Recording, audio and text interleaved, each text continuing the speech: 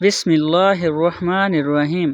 حضرت جبرائیل علیہ السلام نے حضرت محمد صلی اللہ علیہ وآلہ وسلم سے فرمایا، آپ کی امت گناہ بھر بھر کر آئے گی۔ اگر آپ کی امت کا کوئی بھی فرد صرف ایک لفظ کہہ دے، اگر وہ بول نہیں سکتا تو دل میں کہہ دے، اللہ تعالیٰ نے حکم دیا ان کی مغفرت کر دو اور گناہ معاف کر دوں گا، وہ لفظ یہ ہے۔ محترم ناظرین، انسان خطا کا پتلا ہے۔ زندگی کے سفر میں انجانے میں یا جان بوجھ کر گناہ سرزد ہو جاتے ہیں۔ ان گناہوں کی شامت سے دل سیاہ ہو جاتا ہے، رزق میں تنگی، دل بے سکونی، زندگی میں بے برکتی ہی آ جاتی ہے۔ گناہ انسان کو اللہ تعالیٰ سے دور کرتے ہیں، حتیٰ کہ وہ عبادت میں سستی، دعا میں بے دلی اور توبہ سے غفلت کا شکار ہو جاتا ہے۔ مگر اللہ کی رحمت بے پناہ ہے اور وہ غفور الرحیم ہے، گناہوں سے بھرپور زندگی کو بھی ایک سچی توبہ سے پاک کر دیتا ہے۔ قرآن میں فرمایا، اے میرے بندو جنہوں نے اپنی جانوں پر زیادتی کی، اللہ کی رحمت سے نا امید نہ ہو، بے شک اللہ سب گناہ معاف کر دیتا ہے۔ ناظرین، انسان کی فطرت میں کمزوری ہی ہے اور وہ گناہوں میں مبتلا ہو جاتا ہے۔ بعض اوقات یہ گناہ اس قدر بڑھ جاتا ہے کہ انسان خود مایوسی میں ڈوب جاتا ہے اور سوچتا ہے کہ اب انجام ممکن نہیں، مگر اے بندہ خدا یاد رکھ کہ اللہ تعالیٰ کی رحمت اور اس کا فضل تیرے گناہوں کی تعداد سے کہیں زیادہ وسیع ہے اور عظیم ہے۔ قرآن مجید میں اللہ تعالیٰ فرماتے ہیں کہ ترجمہ، اے میرے بندو جنہوں نے اپنی جانوں پر زیادتی کی ہے، اللہ کی رحمت سے نا امید نہ ہو، بے شک اللہ تمام گناہ معاف کر دیتا ہے۔ اللہ تعالیٰ نے اپنی رحمت کو اپنے عذاب پر غالب کر دیا، اس کا فضل ہے۔ ایسا ہے کہ وہ ایک توبہ کرنے والا بندے کے سارے گناہ معاف کرے اور اسے محبوب بنا لیتا ہے۔ جو بندہ سچے دل سے توبہ کرتا ہے، اللہ تعالیٰ نہ صرف اس بندے کو معاف کرتا ہے بلکہ بعض اوقات اس کے گناہوں کو نیکیوں میں بدل دیتا ہے۔ حدیث قدسیہ میں ہے کہ میری رحمت میرے غضب پر غالب ہے۔ ناظرین محترم، اللہ تعالیٰ کی رحمت کو ملحوظ کو خاطر رکھتے ہوئے ہمارا آج کا وظیفہ بھی اللہ تعالیٰ کی رحمت کو ملحوظ خاطر رکھتے ہوئے امت محمد صلی اللہ علیہ وآلہ وسلم کے گناہوں کی مغفرت کے حوالے سے ہے کہ جس کے بارے میں حضرت جبرائیل علیہ السلام نے حضرت محمد صلی اللہ علیہ وآلہ وسلم سے فرمایا کہ اگر آپ کی امت کا ہر فرد گناہ بھر بھر کر آئے گا، اگر گناہوں کے باوجود یہ ایک لفظ کہہ دے اور جو بول نہ بھی سکے، اب وہ اگر دل میں بھی ہو اپنے گناہوں کا تصور لاتے ہیں، اس لفظ کو ادا کر لے تو اللہ تعالیٰ نے حکم دیا ہے کہ میں ان کی مغفرت کر دوں گا اور گناہوں کو معاف کر دوں گا۔ تو وہ لفظ جاننے کے لیے اور اللہ تعالیٰ کی رحمت اور اس کا فضل جاننے کے لیے گزارش ہے کہ ویڈیو کو آخر تک لازمی دیکھیے گا تاکہ امت محمدیہ کے گناہوں کی مغفرت ہو سکے۔ حضور اکرم صلی اللہ علیہ وآلہ وسلم نے حضرت جبرائیل علیہ السلام سے فرمایا، میری امت کا کیا ہوگا؟ جبرائیل امین صلی اللہ علیہ وسلم نے عرض کیا، یا رسول اللہ صلی اللہ علیہ وآلہ وسلم، اگر آپ کا امتی گناہ بھر بھر کر آئے گا، صرف ایک لفظ یہی زبان سے کہہ دے، ان کے 1000 سال کے گناہ بھی معاف ہو جائیں گے اور ان کی مغفرت ہو جائے گی۔ آپ صلی اللہ علیہ وآلہ وسلم نے جبرائیل امین علیہ السلام سے یہ الفاظ سنے تو آپ صلی اللہ علیہ وآلہ وسلم نے فرمایا، میرا دل ٹھنڈا ہو گیا۔ نبی پاک صلی اللہ علیہ وآلہ وسلم جب آخری خطبہ دے چکے تو اپنے حجرے میں تشریف لے گئے۔ پھر جب آپ کو بے ہوشی ہوئی تو دروازے پر ایک شخص نے آ کر پکارا، السلام علیکم۔ کس نے اس کی آواز سن کر یہ جواب دیا کہ اس وقت رسول صلی اللہ علیہ وآلہ وسلم کو بے ہوشی ہے، اس وقت تمہیں آنے کی اجازت نہیں۔ اس شخص نے پھر پکار کر کہا، السلام علیکم اہل بیت۔ جب دوسری مرتبہ پکارنے والے نے پکارا تو اس بار ان کے ابا رسول کریم صلی اللہ علیہ وآلہ وسلم کے کان میں گئی۔ فرمایا، اے فاطمہ کون ہے؟ عرض کیا، ایک شخص گھر میں آنے کی اجازت مانگتا ہے اور آپ صلی اللہ علیہ وآلہ وسلم پر کیونکہ بے ہوشی کا غلبہ ہے اس لیے ہم نے اسے اندر جانے کی اجازت نہیں دی۔ فاطمہ تمہیں نہیں پتہ یہ کون ہے؟ کھڑا ہے، اجازت مانگ رہا ہے، یہ گھر کی ہے تو ویران کرنے والا، قبروں کو آباد کرنے والا، بچوں کو یتیم کرنے والا، عورتوں کو بیوہ کرنے والا، دوستوں کو دوست سے بچھڑنے والا، یہ ملک الموت حضرت عزرائیل علیہ السلام ہیں، اسے جلدی آنے کی اجازت دے دو۔ جب حضرت فاطمہ رضی اللہ تعالیٰ عنہ نے یہ سنا کہ ملک الموت حضرت عزرائیل علیہ السلام آئے ہیں تو بے ساختہ رو پڑیں، ہائے مدینہ آج ویران ہو جائے گا، یا اللہ تیرے رسول صلی اللہ علیہ وآلہ وسلم تو آج جا رہے ہیں، یہ ملک الموت ان کو لینے آئے ہیں۔ ادھر ملک الموت مکان کے اندر تشریف لائے۔ ادھر رسول اللہ صلی اللہ علیہ وآلہ وسلم بھی ہوش ہو گئے ہیں۔ حضرت فاطمہ رضی اللہ تعالیٰ عنہ نے فرمایا، یا رسول اللہ صلی اللہ علیہ وآلہ وسلم آج آپ کو کیا ہوا؟ پھر بہت روئی، آپ صلی اللہ علیہ وآلہ وسلم کو ہوش آیا۔ آپ صلی اللہ علیہ وسلم فرمایا کہ اے فاطمہ اتنا نہ رو، کیونکہ آپ کے رونے کے ساتھ آسمان کے فرشتے اور حاملان عرش میں روتے ہیں۔ رسول خدا صلی اللہ علیہ وآلہ وسلم نے اپنے ہاتھ سے فاطمہ رضی اللہ تعالیٰ عنہ کے آنسو پونچھے اور فرمایا، عنقریب سب سے پہلے اے فاطمہ تو مجھ سے آ ملو گی۔ پھر مالک الموت نے فرمایا، اے مالک الموت اس وقت حضرت جبرائیل علیہ السلام کہاں ہیں؟ عرض کیا، یا رسول اللہ صلی اللہ علیہ وآلہ وسلم اس وقت وہ 7ویں آسمان پر ہیں۔ آسمان کے ملائکہ حضرت جبرائیل علیہ السلام کو تعزیت دے رہے ہیں، اے جبرائیل علیہ السلام آج تمہاری رسالت ختم، آج تمہارا قرآن پہنچانا بھی تمام ہوا۔ اگر جناب محمد صلی اللہ علیہ وآلہ وسلم وفات پا گئے تو جبرائیل علیہ السلام کو بھی دنیا سے آگے اتنے میں حضرت جبرائیل علیہ السلام آیا اور کہا اللہ نے آپ صلی اللہ علیہ وآلہ وسلم کو سلام فرمایا ہے، آپ کا مزاج پوچھا ہے تو فرمایا کہ اے جبرائیل علیہ السلام اس عالم میں میرے لیے کیا تیار کیا گیا ہے؟ عرض کیا، یا رسول اللہ صلی اللہ علیہ وآلہ وسلم آپ کے آنے کی خوشی میں دوزخ کو ٹھنڈا کر دیا ہے، جنت آراستہ کر دی گئی ہے، آسمان پر فرشتے آپ صلی اللہ علیہ وآلہ وسلم کے منتظر ہیں، دربان جنت کا دروازہ کھولے آپ کا انتظار کر رہا ہے۔ فرمایا، اے جبرائیل علیہ السلام بتاؤ میری امت کے لیے کیا حکم ہے؟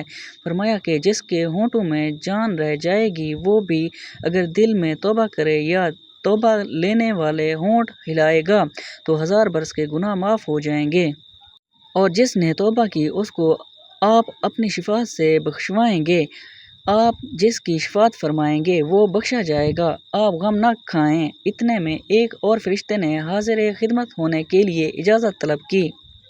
رسول اللہ صلی اللہ علیہ وآلہ وسلم نے فرمایا کہ جبرائیل علیہ السلام یہ کون ہے؟ عرض کیا کہ یہ حضرت اسرافیل علیہ السلام ہیں، آسمانی دنیا کا دروغوچہ ہیں۔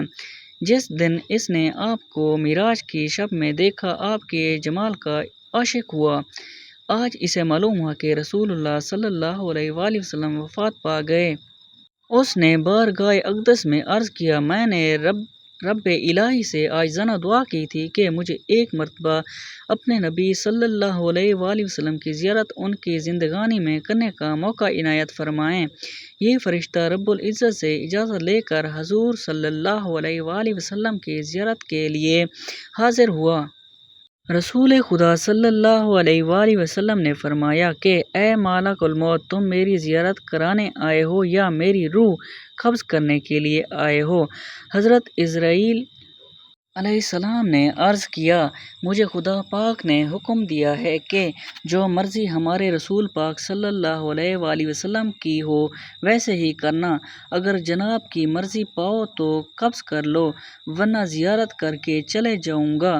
اس وقت رسول اللہ صلی اللہ علیہ وآلہ وسلم نے حضرت جبرائیل علیہ السلام کی طرف دیکھا۔ حضرت جبرائیل علیہ السلام نے فرمایا، یا رسول اللہ صلی اللہ علیہ وآلہ وسلم خداوند کریم نے آپ کو بلایا ہے اور آپ کا دنیا میں رہنا پسند نہیں کرتے۔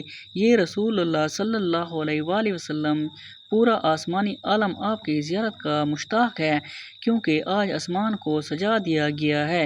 روحوں کو بلا خوف و خطر بننے سنورنے کا حکم ملا ہے۔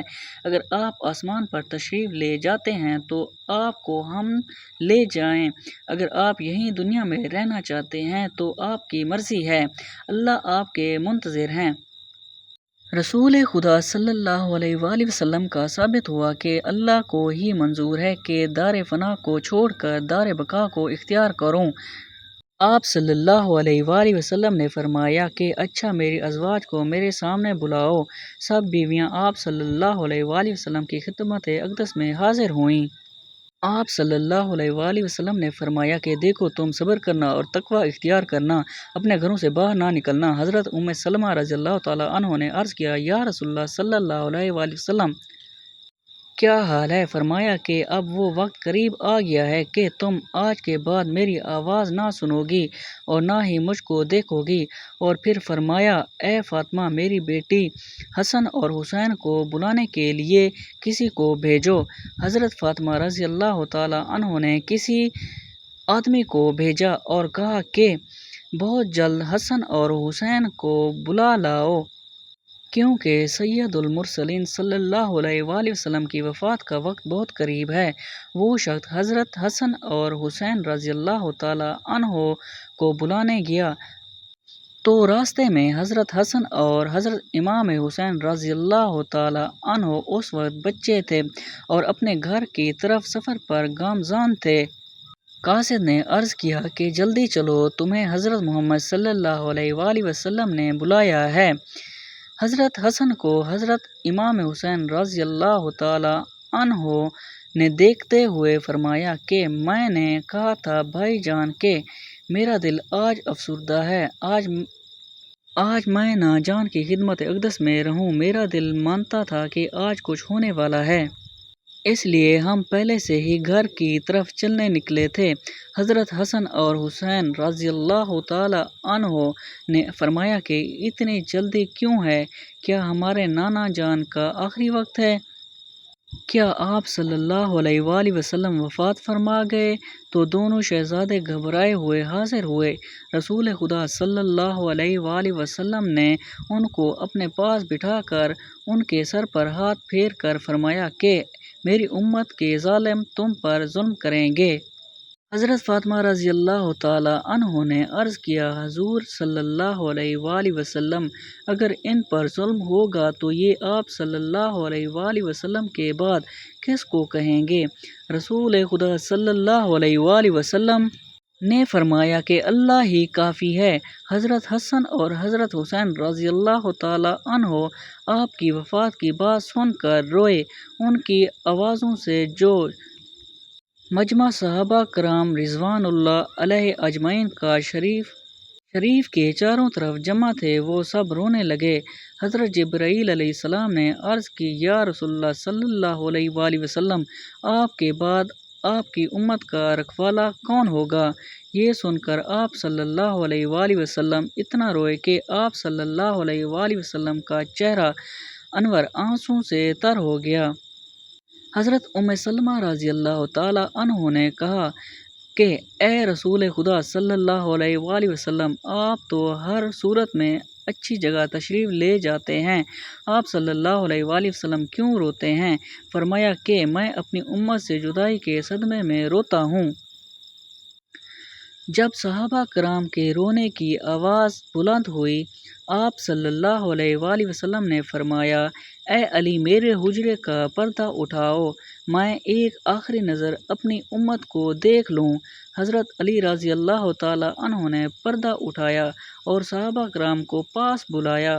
جب وہ دیوانوں کی طرح رونے لگے تو تب آپ نے فرمایا کہ اے مصیبت زدہ لوگو، صبر کرو، میں جانتا ہوں تمہارے لیے حوض کوثر اور جنت کا آراستہ کرتا ہوں، تم سب سے پہلے جنت میں جاؤ گے، تم سے پہلے کوئی امت نہ جائے گی۔ اے میری امت، دین اسلام پر قائم رہنا اور قرآن کو اپنا امام بنانا۔ اے اللہ، میں نے تیرا پیغام پہنچا دیا۔ یہ فرماتے ہوئے رسول صلی اللہ علیہ وآلہ وسلم کی آنکھیں بند ہو گئیں اور ماتھے پر پسینہ آیا، بے ہوشی طاری ہوئی۔ حضرت علی رضی اللہ تعالیٰ عنہ نے صحابہ کرام کو اشارہ سے رخصت کیا۔ صحابہ کرام باہر چلے گئے۔ حضرت بی بی فاطمہ رضی اللہ تعالیٰ عنہ نے عرض کیا کہ یا رسول اللہ صلی اللہ علیہ وآلہ وسلم، میں حشر کے دن آپ کو کہاں ڈھونڈوں گی؟ فرمایا کہ لوح حمد کے نیچے۔ عرض کیا کہ اگر وہاں پر رسول اللہ صلی اللہ علیہ وآلہ وسلم سے ملاقات نہ ہوئی؟ فرمایا کہ حوض کوثر، اور اگر وہاں بھی نہ ہوئی تب میزان کے عدل کے پاس جہاں امت کے اعمال تولے جائیں گے، یا تو پل صراط پر، میں وہاں جہنم کے کنارے پر کھڑا امت کی سلامتی سے گزر جانے کی دعا کرتا رہوں گا۔ جب رسول خدا صلی اللہ علیہ وآلہ وسلم سب رب کی وصیت سے فارغ ہوئے تو فرمایا کہ اے مرغ موت، مجھے اپنے رب کی ملاقات کا شوق ہے، اب تم جس کام کے لیے آئے ہو وہ کام کرو۔ رسول خدا صلی اللہ علیہ وآلہ وسلم کی روح قبض کرنے کی اجازت فرمائی۔ ملک الموت نے روح قبض کرنا شروع کی۔ تکلیف شروع ہوئی تو فرمایا اے اللہ، موت کی بڑی سخت تکلیف ہے، الہی تو ہی یہ موت کی تکلیف آسان کرے گا۔ مٹی کے پیالے میں پانی بھروا کر موت کی گھبراہٹ میں کھڑی کھڑی پانی میں ہاتھ ڈالتے ہوئے وہ ہاتھ منہ پر پھیرتے اور فرمایا اے اللہ، مجھے اپنے پاس بلا لے۔ فاطمہ رضی اللہ تعالیٰ عنہ نے کہا کہ یا رسول اللہ صلی اللہ علیہ وآلہ وسلم، آج آپ کو بہت تکلیف دی ہے۔ فرمایا اے فاطمہ، جب میرا انتقال ہو جائے تو کہنا انا للہ و انا الیہ راجعون۔ پھر آپ صلی اللہ علیہ وآلہ وسلم کو نزاع کی تکلیف زیادہ ہوئی۔ حضرت جبرائیل علیہ السلام روئے اور اپنا منہ پھیر لیا۔ رسول خدا صلی اللہ علیہ وآلہ وسلم نے فرمایا کہ لوگوں دیکھو، نماز کی حفاظت کرنا۔ اب آپ یہ فرمانے لگے یا رب امتی، یا رب امتی، کہتے کہتے جان سینے تک سمٹ آئی۔ نیچے کے جسم کی جان نکل چکی تھی، مگر امت گناہگار کا کلمہ منہ پر جاری رہا۔ حضرت جبرائیل علیہ السلام نے فرمایا کہ اللہ تعالیٰ فرماتے ہیں ہم آپ کی امت پر 1000 درجہ آپ سے زیادہ مہربان ہیں۔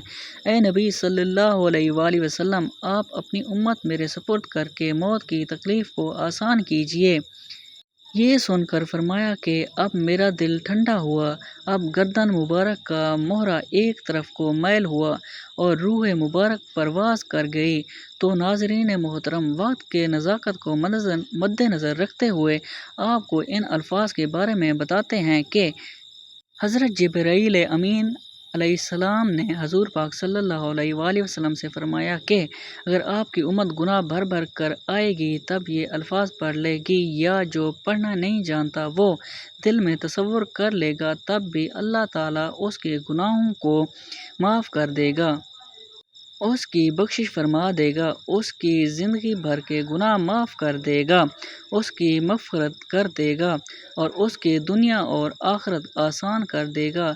تو ناظرین محترم، یہ الفاظ آپ چلتے پھرتے ہیں کسی بھی وقت پڑھ سکتے ہیں۔ اگر آپ کسی نماز کے بعد بھی پڑھنا چاہیں تو بھی پڑھ سکتے ہیں۔ آپ فجر کی نماز کے بعد پڑھ لیں، ظہر کی نماز کے بعد پڑھ لیں، عصر، مغرب یا عشاء کسی بھی نماز کے بعد بھی پڑھ سکتے ہیں۔ یا اس کے علاوہ آپ اپنے دن بھر کی مصروفیات میں جب آپ کو وقت مل جائے، آپ کہیں پر بھی موجود ہیں، دنیا کے کسی بھی کونے سے آپ کا تعلق ہے، تو آپ ان الفاظ کو کثرت سے پڑھ سکتے ہیں۔ ان الفاظ کو پڑھنے کے لیے سب سے پہلے آپ نے وضو ہو جانا ہے، اور باوضو ہو جانے کے بعد حضور اقدس صلی اللہ علیہ وآلہ وسلم کی ذات اقدس پر ایک بار درود پاک کا نذرانہ پیش کرنا ہے۔ درود پاک آپ کو کوئی سا بھی پڑھ سکتے ہیں، آپ صلی اللہ علیہ وآلہ وسلم بھی پڑھ سکتے ہیں، یا درود ابراہیم کی فضیلت اور بابرکت بہت زیادہ ہے، اس لیے ثواب کے طور پر ایک مرتبہ میرے ساتھ بھی درود پاک پڑھ لیں۔ اللہم صلی علی محمد وعلی آل محمد کما صلیت علی ابراہیم وعلی آل ابراہیم انک حمید مجید۔ اللہم بارک علی محمد وعلی آل محمد کما بارکت علی ابراہیم وعلی آل ابراہیم انک حمید مجید۔ درود پاک پڑھنے کے بعد آپ نے جن الفاظ کی تسبیح کرنی ہے، قرآن پاک کی بہت ہی پیاری سورت کے الفاظ ہیں، ترجمہ اور اپنے رب سے مانگو، پھر اس کی طرف توبہ کرو، بے شک میرا رب بہت مہربان اور محبت کرنے والا ہے۔ یہ آیت حضرت شعیب علیہ السلام کی قوم کو خطاب کرتے ہوئے نازل ہوئی، جس نے توبہ اور استغفار کی ترغیب دی۔ اللہ تعالیٰ کی صفت رحیمی، نہایت رحمی کرنے والا اور دو بے پناہ محبت کرنے والوں کو بیان کیا گیا ہے تاکہ بندے اس کی طرف رجوع کریں۔ اور درود پاک پڑھنے کے بعد آپ نے ان الفاظ کو مکمل ایک تسبیح پڑھنی ہے، یعنی کہ پورے 100 مرتبہ آپ نے ان الفاظ کو پڑھنا ہے۔ ان الفاظ کی ایک تسبیح پڑھنے کے بعد آپ نے لا الہ الا اللہ وحدہ لا شریک لہ کو صرف 41 مرتبہ پڑھنا ہے، کیونکہ حدیث پاک میں رسول اللہ صلی اللہ علیہ وآلہ وسلم نے فرمایا، جو شخص دن میں 41 مرتبہ یہ کلمہ پڑھے گا اس کے گناہ معاف کر دیے جاتے ہیں، وہ سمندر کی جھاگ کے برابر کیوں نہ ہوں۔ ناظرین محترم، گناہوں کی مغفرت کے لیے قرآن حدیث میں بہت سے وظائف اور دعائیں ورد ہوئی ہیں جو انتہائی بابرکت اور مجرب ہیں۔ ان میں سے بعض ایسے ہیں جن کے بارے میں نبی کریم صلی اللہ علیہ وآلہ وسلم نے فرمایا کہ جو شخص یہ پڑھے اللہ تعالیٰ اس کے تمام حتیٰ کہ بڑے گناہ بھی معاف فرما دیتا ہے۔ تو آپ نے ان الفاظ کو پڑھنے کے بعد آخر میں درود پاک پڑھ کر اللہ تعالیٰ سے اپنے گناہوں کی سچی توبہ کرنی ہے۔ توبہ نصوحہ یعنی سچی توبہ کی جس کے بعد گناہ نہ کرنے کا عزم کرنا ہے، اور خلوص دل سے پچھلے تمام گناہوں پر شرمندگی اور ندامت کا اظہار کرتے ہوئے رو رو کر گڑ گڑا کر دعا کرنی ہے، کیونکہ اللہ کا فضل اور اس کی رحمت ہر چیز پر حاوی ہے۔ بس دل سے پکار کر آنکھوں میں آنسو لا کر سچی توبہ کر کے دیکھیں، پھر دیکھیں کس طرح رب کریم اپنی راحت کے سائے میں لے لیتا ہے۔ بس شرط یہ ہے کہ دل سے ندامت اور زبان پر استغفار ہو اور نیت یہ ہو کہ آئندہ گناہ سے بچا جائے گا۔ پھر اللہ تعالیٰ اپنے بندے کو نہ صرف معاف کرتا ہے بلکہ اس کے گناہ کو نیکیوں میں بدل دیتا ہے۔ بس اللہ کی رحمت سے ہمیں جو امید رکھو اور توبہ کرتے رہو۔ جو انسان خلوص دل کے ساتھ کامل یقین کے ساتھ اللہ تعالیٰ کی ذات پر بھروسہ کرتے ہیں، ان الفاظ کو پڑھتا ہے اور دل سے اللہ تعالیٰ کی طرف رجوع کرتا ہے، توبہ استغفار کرتا ہے، اللہ تعالیٰ اس کتاب کو ضرور قبول فرماتا ہے اور اس کے گناہوں کو معاف فرماتا ہے۔ دعا ہے کہ اللہ تعالیٰ ہمارے بھی صغیرہ و کبیرہ گناہوں کو معاف فرمائے، ہمیں اپنے پیارے آقا حضرت محمد صلی اللہ علیہ وآلہ وسلم کے احکامات پر چلنے کی توفیق عطا فرمائے، نیکی کی بات کو سننے، سمجھنے اور عمل کرنے کی توفیق عطا فرمائے، آمین۔ اور ہماری توبہ قبول فرمائے، ہماری دنیا اور آخرت سنوار دے، میرا سننا اور آپ کا سننا بھی پاک بارگاہ الہی میں قبول و منظور فرمائے، آمین۔ ناظرین، گزارش ہے کہ اللہ تعالیٰ کے 99 ناموں میں سے کوئی ایک نام لکھ کر کمنٹس باکس میں ضرور شیئر کریں۔